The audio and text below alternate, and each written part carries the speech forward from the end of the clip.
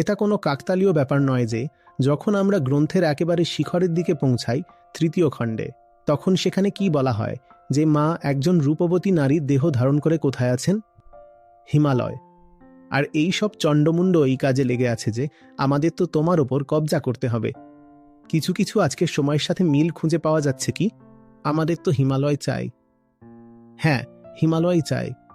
তো তারা নিজেদের এই দুই দূতকে পাঠায়। দূতদের নাম কি?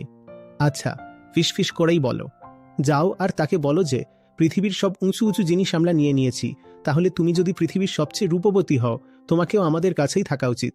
তো তখন তিনি বললেন, আমি তো একজন সাধারণ নারী, কিন্তু আমি একটা শর্ত রেখেছি যে আমাকে পরাজিত করতে পারবে, আমি তার হয়ে যাব। তো ওরা যদি আমাকে সঙ্গে নিয়ে যেতে চায় তবে আসুক, আমাকে পরাজিত করুক। তারা যায়, তারপর সেখানে সেই সব কাণ্ড চলতে থাকে। ধূম্রলোচন আর এটা সেটা একের পর এক আসতে থাকে আর মার খেতে থাকে, আসতে থাকে আর মার খেতে থাকে। এর মানেটা কি সেটা বুঝতে পারছো? তাকে পরাজিত করার অর্থটা কি সেটা বুঝতে পারছো?